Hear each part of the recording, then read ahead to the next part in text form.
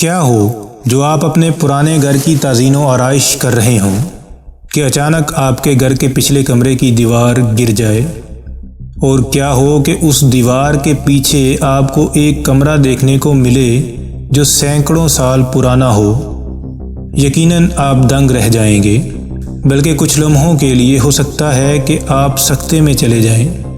یہ 1963 کی بات ہے جب ترکی کے ایک مکین کے ساتھ ایک ایسا ہی واقعہ پیش آیا جب اس نے اپنے گھر کی دیوار کے پیچھے ایک پر اسرار کمرہ دریافت کیا۔ وہ شخص کمرہ دیکھ کر ششدر رہ گیا۔ ناظرین گرامی، اس شخص نے اس سارے واقعے کی خبر ماہرین آثار قدیمہ کو بھجوائی۔ جیسے جیسے ان لوگوں نے وہاں مزید کھدائی کی تو وہاں ان کے سامنے سرنگوں کا ایک سلسلہ شروع ہو گیا جو کہ آگے سے آگے بڑھتا چلا جا رہا تھا۔ دراصل یہ صرف چند سرنگیں یا کمرہ ہی نہیں تھا، بلکہ ایک مکمل شہر تھا جو سینکڑوں سال پہلے زیر زمین تعمیر کیا گیا تھا۔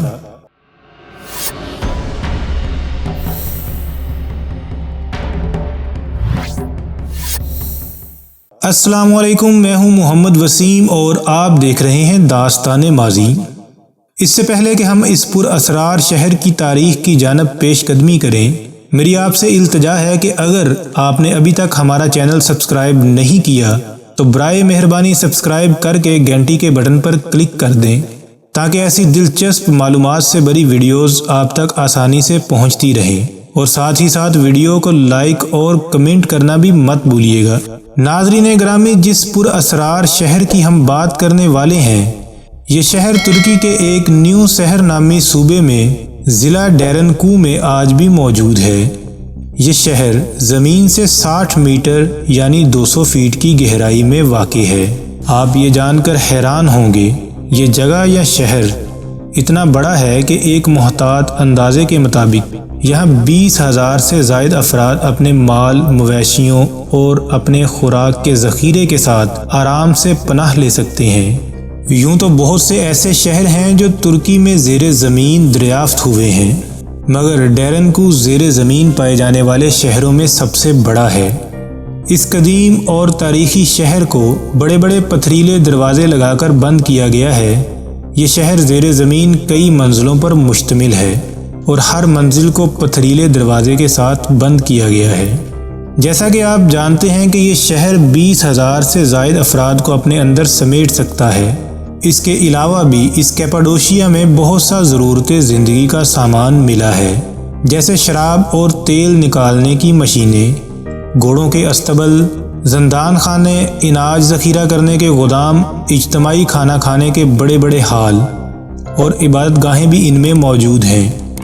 ڈیرنکو کمپلیکس کی خاص بات یہ ہے کہ اس کی دوسری منزل پر ایک شاندار کمرہ بنا ہوا ہے جس کی چھت بڑی باوقار اور سادہ ہے، جس کے بارے میں کہا جاتا ہے کہ یہ کمرہ ایک مذہبی مدرسے کے طور پر استعمال ہوا کرتا تھا۔ اس کے بائیں جانب بنے ہوئے کمروں میں مختلف علوم کی تعلیم دی جاتی تھی۔ تیسری اور چوتھی منزل کے درمیان عمودی سیڑھیاں بنی ہوئی ہیں جو چرچ کی سب سے نیچے والی منزل تک لے جاتی ہیں۔ وہاں 55 میٹر لمبی یعنی 180 فیٹ کی وینٹیلیشن شافٹ بھی دکھائی دیتی ہے جو کہ ایک کنویں کی طرف جا رہی ہے۔ اس شافٹ سے 2 کام لیے جاتے تھے، ایک وینٹیلیشن کا اور دوسرا پانی نکالنے کا، اور اسی شافٹ کی مدد سے اوپر رہنے والے دیہاتیوں کو بھی پانی فراہم کیا جاتا تھا۔ ترکش ڈپارٹمنٹ آف کلچر کے مطابق کہا جاتا ہے کہ ایشیائی کوچک کے قدیم باشندوں نے 7ویں اور 8ویں صدی قبل مسیح میں ان غاروں کی تعمیر کی ہوگی، لیکن جب رومی عہد میں ایشیائی کوچک کی زبان کی موت واقع ہو گئی، پھر اس زبان کی قریب ترین رشتہ دار یونانی زبان نے اس کی جگہ لے لی ہوگی۔ لیکن اب یہاں کے مکین عیسائی تھے اور ان لوگوں نے ان گہری غاروں کو مزید گہرا اور لمبا کیا ہوگا، جس کے نتیجے میں انہوں نے یہاں گرجے بھی بنائے ہوں گے اور یونانی کندہ کاری میں بھی اضافہ کیا ہوگا۔ مطلب یہ زیر زمین شہر آہستہ آہستہ سینکڑوں سالوں میں بنا ہوگا۔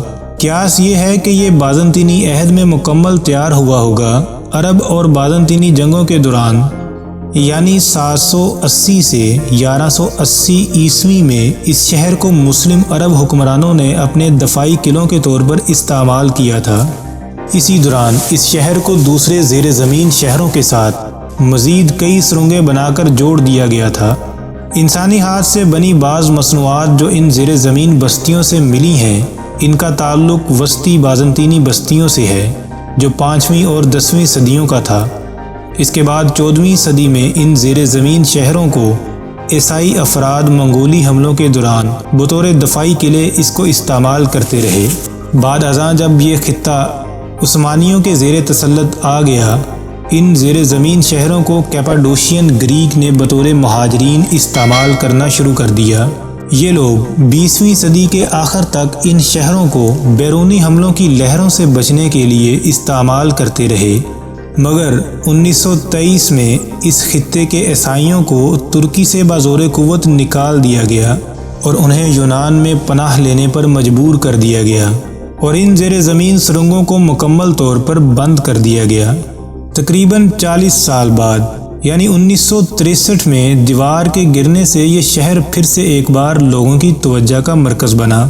1969 میں 6 سال کھدائی کے بعد اس شہر کو زائرین کے لیے کھول دیا گیا، مگر اس وقت تک صرف آدھے شہر تک ہی رسائی ممکن ہو سکی تھی۔ تو بتائیں آپ کو کیسا لگا اس پر اسرار شہر کے بارے میں جان کر؟ ملتے ہیں اگلی ویڈیو میں۔ اللہ حافظ۔